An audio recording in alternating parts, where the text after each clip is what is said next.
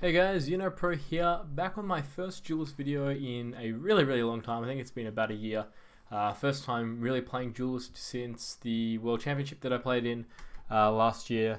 And the reason for that was I kind of just got a little bit sick of the game. I was a bit tired out. I'll show you, part of the reason why was, look at these deck lists from the World Championship, the Arcanist, like weird aggro decks. So I was a bit burnt out and just looking for something else. And I started making videos for Artifact, made a couple discussion videos. You can check that out if you want. And it kind of really got me back into wanting to make videos. I really enjoy it, and it's just something I haven't done in a while. And I was watching some of my old Duelyst videos, getting some inspiration, and I was like, I really want to play this game and at least make a couple of videos for it. I don't know, maybe I'll end up fully getting back into it. I think most likely that's the way I'm going, but we'll see how we go. But I've only basically been playing again for a day, played a few games with this deck today. And obviously you'll notice that the video is not titled as it normally is, since obviously I'm not at S rank and I haven't been for a year since I haven't been playing. Though I do plan on, if I do keep playing the game, I'll be getting back to that level as soon as possible, getting back to S rank and bringing in that content that I think a lot of people on the channel know me for, which is just being really high level play and something hopefully that you can learn from. So today, obviously the gameplay is going to be a little bit worse than the normal standard of this channel, but hopefully it can still be alright. I think for the most part it will mainly just be not being able to play around the new cards as much because I don't really know them very well. Because there's a lot of changes since I've played, but we'll see what we can do. And most of this deck really just has mainly cards that I already know pretty well. And this is just the top deck. I think it was min-maxes off Duelyst Central. Just wanted to play something good and something fast that I can climb to S rank quickly.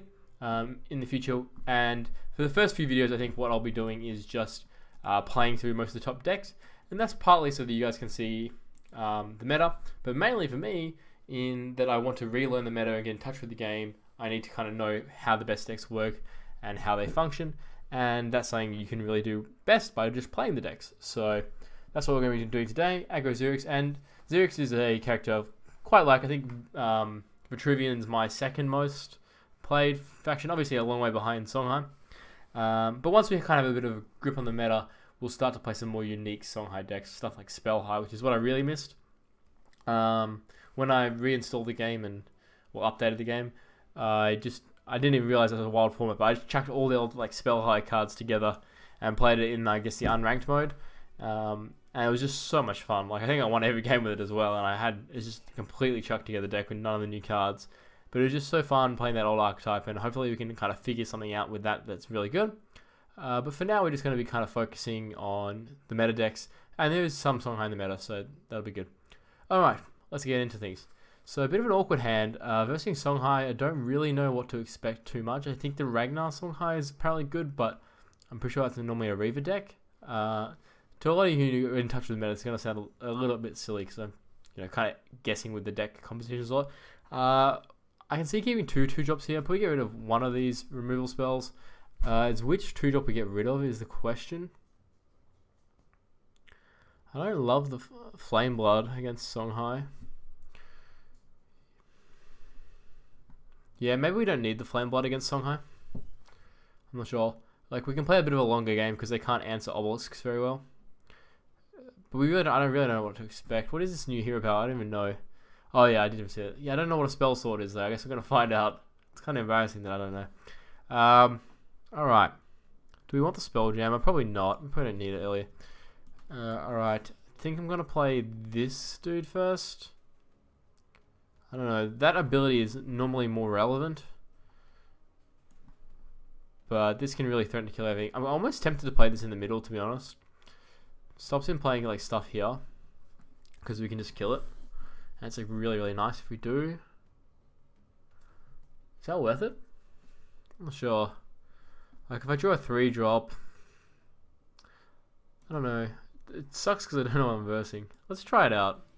It's not something I even did a lot in the past, but I think it could be good here. Like if he's playing like old school kind of Songhai where you don't really want to play minions that contested, everything wants to be kind of hidden away, it's really good. And this was like a play that was like good against Songhai sometimes in the past. And since we don't have a 3-drop to guaranteed go 3-2, that's like fine. Yeah, so like here we're actually like, this is a good punish. We steal the middle one, which is relevant. Okay, so we have a clear on that with Rushars plus either the First Wish or the Primus, most likely the Primus. It's okay. I'd really like a second wish or something, but we can't second. Can we second wish and clear as well if we mulligan into it? I don't think so.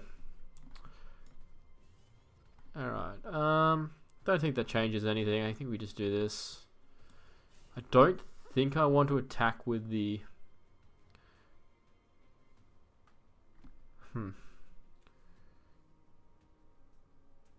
What we could do is get an extra first wish in an attack. I guess we do that actually. So what we'll do is just some... Gotta get the sequencing right, and that's like the biggest thing coming back into the game is kind of remembering all the sequencing with the mana tiles. It's definitely not easy. This way we get to play our first wish and actually get like a decent attack in. Alright, we'll just trade him. Seems fine. Given the mana tile, we don't really think we had good options to denying a mana tile then, so there's no point to consider it. We could have just like played the Primus up there and try and get a mana tile for ourselves next turn instead of using it this turn. But leaving a 2/3 body hitting for 2 is not too bad, so otherwise that 1/4 is just sitting there as a 1/4. We obviously don't want to attack in with it, and it's just kind of doing nothing. Now it's just, it becomes a card on the field and that's actually relevant. Anything with 3 health and 2 attack is just always going to be like decently relevant. So I did verse one of these plume decks before, and it blew me out because I had no idea what it was before, but now I actually know what it is, so that's good news. Alright, so I guess this play kind of does punish us not saving a mana tile because we can't go into blood of air. I really need to learn the card names again. I guess we just do want to kill this. We don't really have... Oops, I did that by accident. We don't really have an efficient way to kill it at the moment. Guess. I really don't want to triple trade in. I think most likely we'll just be doing this if we're going to do it. We do have the potential to get unlucky if we come here and do it. Let's get rid of this. I don't think we can play in that. So I'm guessing this is just the play. I guess we attack in. Yeah, it's not nice, but it's okay. As long as we don't get spawned ruined here, then we basically just miss out on 2/1. Yeah, so we didn't miss out, so that's fine. I think this is important enough to kill. Plus it's, you know, 5/5, so it's kind of relevant. And because it heals them, like, you can't really ignore it for too long, I guess. I'm not sure. I mean, maybe you can make an argument for... If there was, like, plays where I can profitably attack and, like, kind of improve my position, I'm always looking for... When they play, like, a 5/5 on this, like, row or something, and my general's not here, I'm always looking for opportunities to just simply ignore it. Where, like, if they're not directly in contact with my general, I can walk away from it. That's basically like freezing the card or stunning the card for a turn for free. But in that situation, I think we just kill it because we kind of just... We are playing an aggro deck and we get slowed down by not doing it. Okay. He's training a card to get like a 1/1. The 2/1. It's kind of annoying though. Good positioning from him. He kind of got a bit lucky with the spawn here. Well, yeah, it's pretty unlucky for us not to get one now. We can clear the board, but okay, I don't know. I'm not loving this. Actually, probably better than Russia's probably worse. Well, not with that, it's not. Maybe we should have thought about it more. So we're gonna miss out on a bloodbound spell. It's okay. So I think we just gotta go for tempo here. So how exactly do I want to position? I don't really think my positioning matters too much here, so I guess we just go central, since we can't really protect anything. I think this just has to be the play. I mean, we could do this and kill. Maybe that's better. I think I'd rather develop, get some tempo. He could play it again though. We did see what this. Did we see what this sword is? No. Okay. It's either this or this. I think it's just this. I guess I just want it to be central, because I don't think the positioning is like actually relevant here, because everything is just like within range of everything. I don't know if I trade here. I think I just move this here.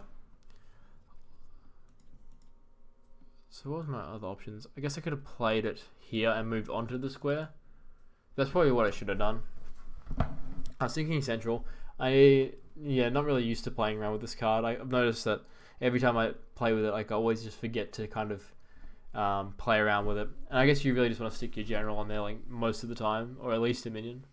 Here he can just put his general on her, and he doesn't really lose much positioning wise. We get central control, which is honestly pretty relevant, especially with this deck. Like for a Vitruvian deck, it really can play really well from range because just all our like damage, our burst damage, just doesn't care where we are, which I think what's make this deck so good. That's like completely fine. We don't really care about that. We don't have a clean answer to this thing, but I don't think that matters. We're still not using this. I still think this is probably the worst card in our hand. Like, maybe we just keep this hand. Because we can go this turn, and then this next turn. What are we looking for? That's what we need to consider. Otherwise, it's like a keep. So what would change our plan this turn? What cards do we want to play in the deck list? Like Fireblaze Obelisk is like better than Spelljammer. Is that enough? What else is there? I can't really think of much. It's like Fireblaze Obelisk is the reason to do it. Bone Swarm's also pretty good, I guess.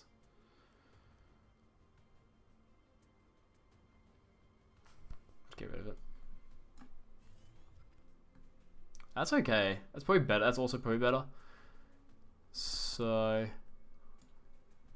I guess we're just gonna surround him a bit. I guess we probably should do this first just to see. Maybe I should have killed it first, so we can try and hope for the full surround.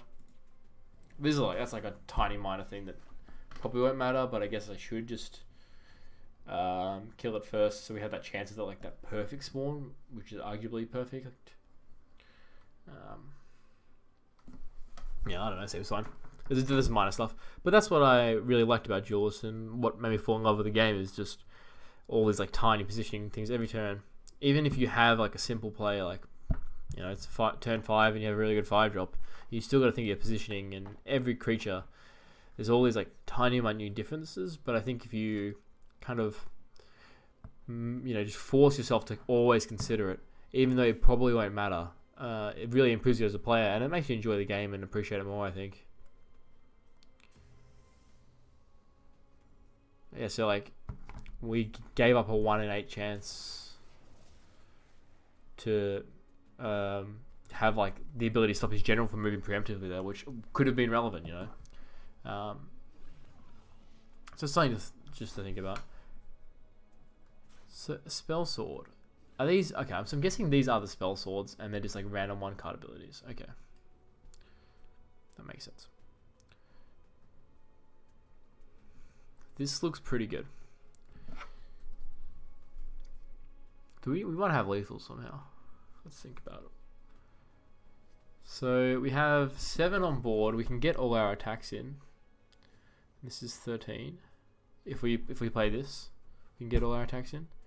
If we don't play this, we can get in on board. We can get in 5 damage, and this is 11. So that's not actually lethal, as far as I'm aware. Yeah.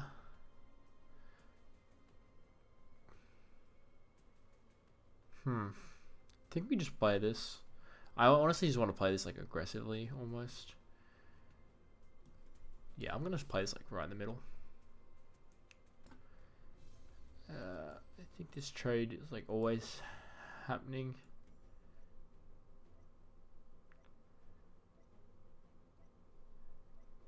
No, doing this. Okay, I need to hurry up. We're just gonna clear the board. Oh, I stuffed up. Oh my god. It doesn't matter. Where are my minions at? Oh, I forgot I played it twice. I did have lethal. I always forget. I can't put like. Oh. Okay, he conceded. Yeah, that card is like. It always gets me. I've only played a few games in this deck, but I keep forgetting that it works like that. And I was so surprised like the first time that it gave me double the amount. I thought it was going to give me 1 extra, and I was like, this card is insane. It's like ridiculous. So we did have lethal there. I must look like an idiot to you guys who remember how these cards work, but that's something we'll take note. It doesn't really give you like a visual indicator, right? Just like a little 2x at the bottom. Yeah, that's a bit annoying. I feel like in every other card game they kind of give you something like that. Oh well. we got the win. We were in a great position anyway. And I think I still would have been fine. At least would have killed the illusion. I would have cleared the board. And maybe we was down like 3 damage and we're still way ahead. So, well, deck looked powerful. Lessons learnt. And, yeah, a couple minor, very, very minor sequencing, positioning errors. But they're like, these are like less than 1% difference makers. But it's something I want to focus on because I want to get, if I'm going to be playing this game, and I think I will definitely play it a fair bit because I kind of want to make videos. I think this is the best topic I can make it about. If I want to get back to that level I need to be focusing on these things where, okay, maybe I should kill the blood tier first, get that 1 in 8 chance of spawning around the general, and then, you know, maybe there's like a 5%, like 50% chance the general moving matters, but it, you know, it still all adds up in the end. And I think just thinking about these things, it just makes you a better player in general, just because you're looking for everything, you're considering everything. And even when you don't make plays like that, you know, we've still drawn a conclusion, we've still learned something from that, and we've gotten ourselves thinking about it. Alright, this is an interesting hand. Alright,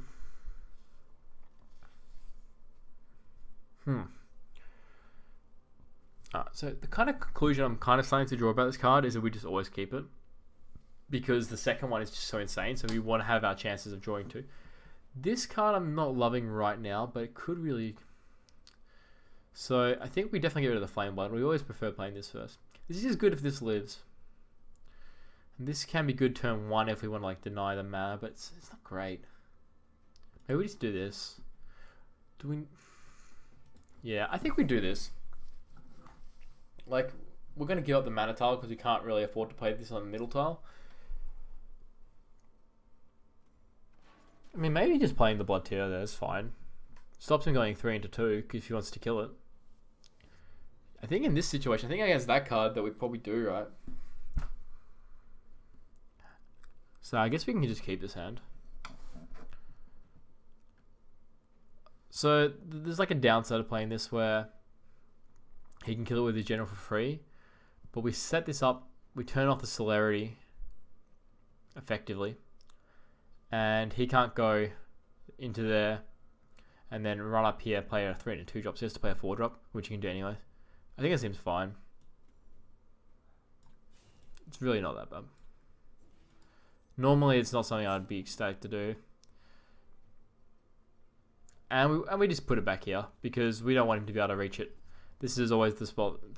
Some things don't change. This is always the spot where it avoids Azure Lion on turn 2. So I think that's fine. I mean, can't really think of too many like specific cards that really matter him getting an attack in, but I mean, even just getting an attack in just for free is just doing 2 damage. It's bad for us. So, and you know, Lion Eye has to be in our face. I can't imagine that's changed too much. So we don't really mind having it back here too much.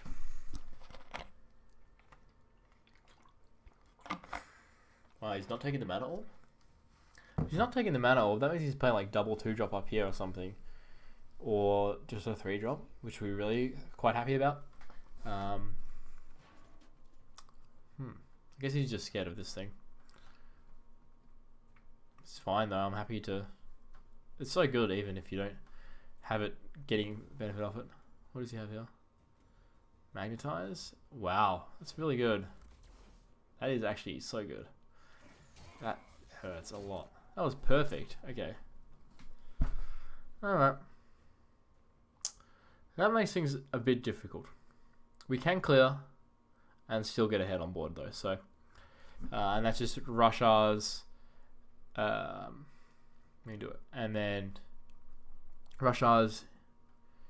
We have to go there. Actually, can we do it? Because we want to send this in. Maybe we can't. We need to get that in. Hang on. So if we go here, we can't get the killing with the lion. Is there a good way to do this? Maybe we don't care. It's because it has 4 HP. It sucks. Hang on. Yeah, we can't kill both. Because then we block our general. Oh well, that doesn't matter too much.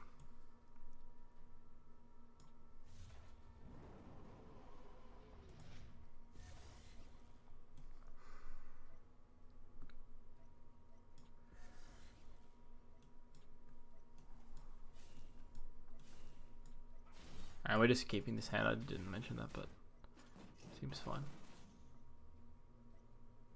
Let's play that there. Maybe we should play it there, but because now he has that option of going lion up here and then move his general onto the mana tile, but I don't think that's something we need to really worry about because he's got this like 4-1 to deal with.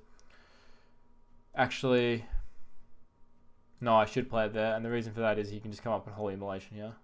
If I do it there, then he can't do that. Which means, it only just saves him 2 damage. Holy Immolation is always going to be good here. Because he just comes here, like if it's here, he just comes here and does it, and then moves here and kills it, but then we get the mana tile. I mean, it's definitely a mistake. I mean, against non-Holy Immolation, it could be good. Because you just have that second option to run up to 6 mana, but that probably doesn't matter. It's definitely not the best play, but not strictly worse. I guess that's something to consider. Yeah, here comes the Holy Immolation. Is definitely a blowout here. Something we should have considered. I mean, next turn we still have like this if he just does it, and then we clear the lion, and yep, there it is.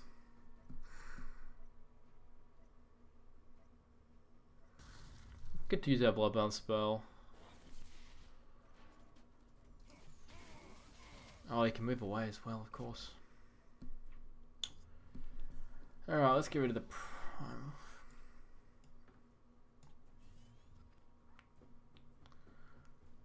Huh. Kind of just want to play this and this. I mean, this and this.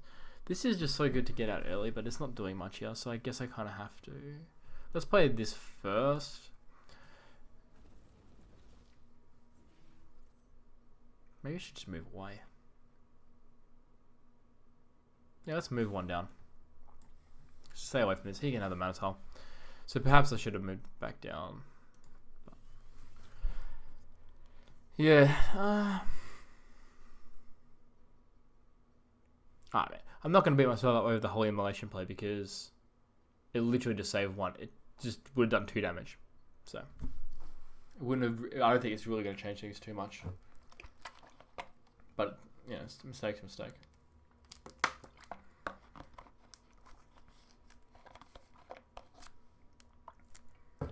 Yeah, I think it's definitely been really, really fun, you know, coming back to the game. I was just really excited to come and make this video. Basically worked 9 to 5 today, got home, and as soon as this is done, I got to go out working tonight as well. So I'm going to be literally flat out today, but my like 1 bit of free time I'm using to record this video. So, you know, definitely excited about the prospect of doing this kind of stuff. Now, we do have a really nice comeback mechanic if he plays big creatures. You know, this is great tempo. Say he played like a 5-drop, and this is also really good against it, obviously. 2 1-drops is like, I mean 2 3-drops is not as good. I don't care about the flying that much, but alright, this seems kind of bad now. Unless we want to play this, but playing it's pretty bad this turn. Doesn't change much. Oops, my mic's just falling down.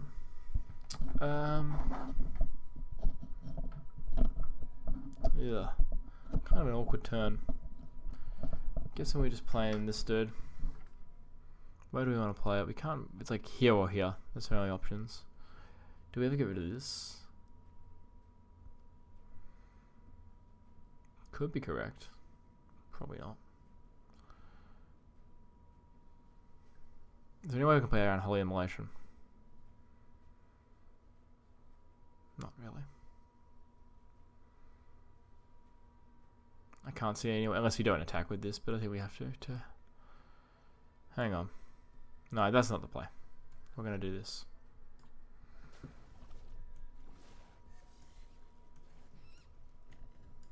Yeah, that's definitely the play. We clear both. We take damage, but we would take that damage anyway, and we get to attack with our Spelljammer. Now he needs... I mean, Holy Immolation's still good, but at least he's developing less. Still gonna be tough, but the thing is, if he ever like has to really commit to playing a big creature, and we get to, you know, play this. This is so good. Oh, what is going on with this mic? Sorry about this, guys. I'm trying it a bit higher. Oh, wow. Okay, that's 10. We dead? 12. We're 1 off. Oh, we're dead. Okay. 14, yeah. Oh, well. I mean, I don't think we were winning that game. The only mistake we made was missing out on 2 damage to the general, if he had Holy Immolation, which he did. And that wasn't really the relevant factor. I think we nearly made the mistake, but like killing, yeah, doing the dervish thingy and killing both creatures was definitely the right play, but I mean, I can't imagine it's not. So we definitely want one of these. Maybe this is just fine. I don't know about this.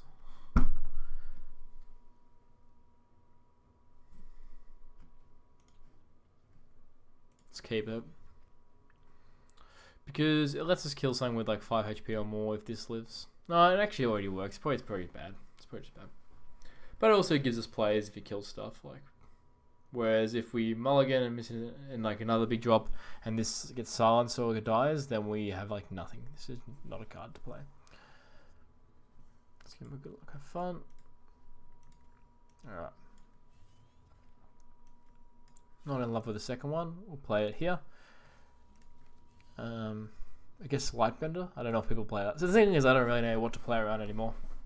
Apart from obvious stuff like Holy Immolation. Or like Mercantor if we verse Magma. Lightbender or other, like the other Dispel, Ephemeral Shroud. It shouldn't really matter. Unless they change the card, I don't know. There's a couple cards that have changed. I was a bit sad about the Blood Rage Mask change. By the way, do let me know how like the mic sounds and stuff. I've heard some complaints about it, but I was messing around with the settings a little bit, so hopefully it'll be better. We don't. This is our only one bad spawn here. Please not there. Okay, that's fine. Alright, so the Promise isn't doing much here. Is that good? So we want to play this. We clear, and then maybe we just play a Flame Blood. We can take both and play 3, yeah.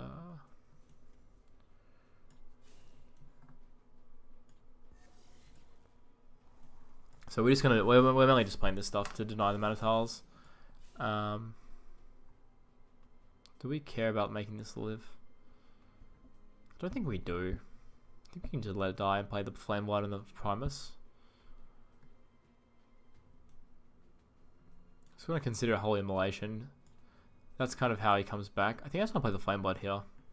He does have a lot of 3. I already have a lot of 1s, so it doesn't really care. I don't know if they play it. They wouldn't play the 0 mana dude surely these days. I do like the idea of... No, it really doesn't matter where I play this because as long as I don't play in a Holy Immolation too badly. I want to have it aggressive. Maybe just here is the best spot. Limit his options. We'll attack because we're the aggressive deck here as well. Like, I just want to have his options limited. Anywhere else, it kind of gives him a choice, and if he runs away, I don't care too much. Like, if you're playing an aggro deck and your liner opponent's kind of running away from you, seems pretty good to me. They kind of are, them and Magma, they're like the melee factions, so. Unless that has changed, but I don't think so. It's kind of nice that there's like most of the cards are still the same old cards. But there's just like a few new ones. It's not like everything's different, which is what I was worried about when I heard about rotation. I didn't know if they were going to keep a core set, but core set's definitely a fantastic thing to have. I'm glad they did that. It's going to be interesting to testing out those Ragnar decks or whatever it's called. Like, historically, I really don't like one-of decks. I mean, they're fun to play in Hearthstone Reno decks and stuff, but I really didn't like versing them because it becomes kind of incorrect to play around any one card a lot of the time because it's just so low chance to have it, and then when they do have it, it blows you out and there's nothing you could have really done because it's incorrect to play around. And just a lot of variants, but I have heard they're more consistent and the replace mechanic does make up for that, but still. Oh, Tempest. Oh wow. Oh, okay, that kind of sucks. We have some lucky spawns here, most are bad. Wow, I did not expect that. Okay. Alright, well that's fine. Kinda. It's pretty bad. So our main consideration is Holy Immolation here. So I'm going to do this first, because I don't really care if it comes a bit further back. But I want to be able to account for it.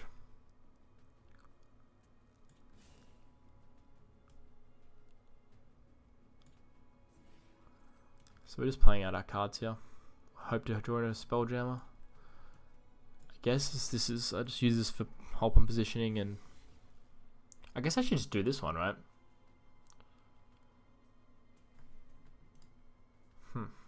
If we do that, then yeah.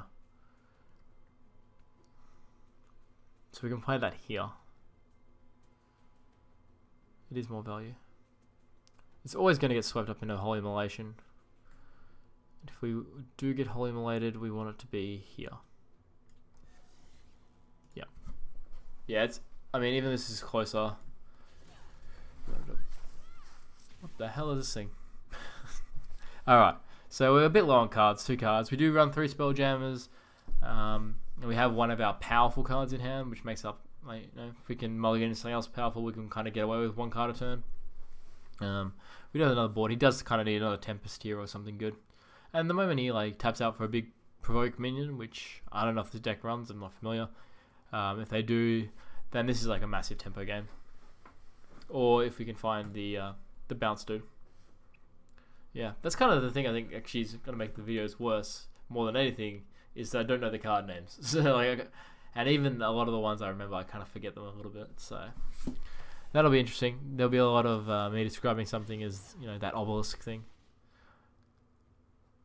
But, you know, when I'm playing a game, I really get into it. So I don't really kind of play games super casually. So if I do get back into Duelyst properly, then I'll definitely be getting into it properly. You know. Alright, so not the end of the world. Flameblood is just like a good card in this spot, because we're so close to killing him. I think it actually might be just correct to, because we're going to be playing this like almost certainly.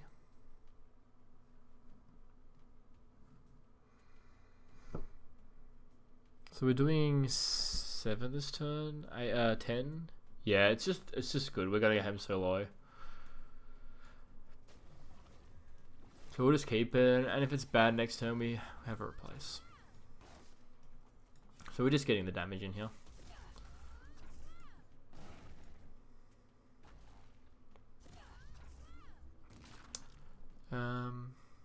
Gonna move here. If I move here, then when I move this up to, it gets Holy Immolated with my general. So we're just kind of keeping him off. Holy Immolation being good. Okay, that's a great draw. Awesome, this is looking okay. This will probably have to be the last game. I do have to go to work and, you know, get back on it, but most days won't be like this, and you know, a fair few days of the week I do actually have a fair bit of free time during the afternoons, so definitely want to get back into streaming. I'm still looking forward to Artifact a lot, and when that comes out, that quite likely will be my main game, but if I'm really back into Duelyst and love it as much as I used to, then there's no reason I can't do both, or, you know, maybe stick with Duelyst, who knows. So I was a bit sad to hear there's not going to be another World Championship, because I really loved playing in that. It was pretty cool just to, you know, be in the World Championship for something, and actually did pretty well. I ended up making top 8 and winning my group in the group stage, which I didn't expect to, and I think the commentators didn't as well, which was kind of funny. If she has double heal here, that really sucks. Oh wow, okay. So we have 6, 9, 11. Okay, so the Flame Blood kind of goes down in value here. It's a good spawn. I mean, it was not that unlikely. Okay, that's a good draw. It's probably better. Well, is it better?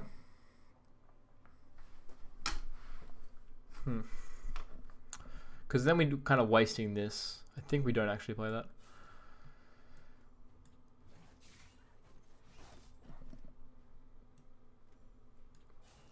We have to kill this, I think. Maybe not actually. Maybe that was a waste. Because we're not looking to stick a board here.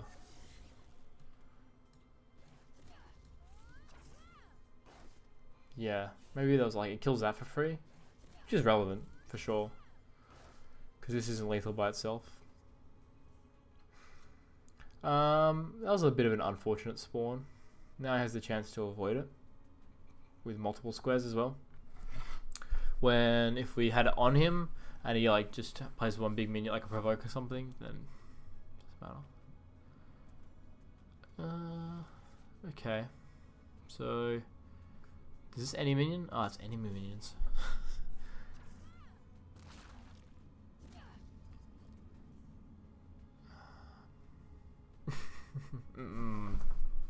Think we got a mullet. I think we got to go for. We have a lot of ways to kill him.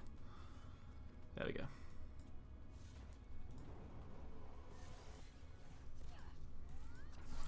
Alright, so that was my first video done. First video in a year. Definitely was a lot of fun doing. I'm having a lot of fun with the game, getting back into it.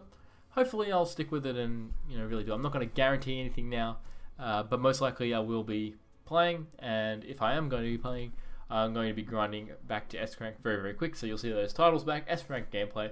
And that's not clickbait, that's just kind of me trying to advertise what this channel's about, and that is high level gameplay. That's what it's always been about, and I'm going to do everything I can to get back to that level as fast as I can.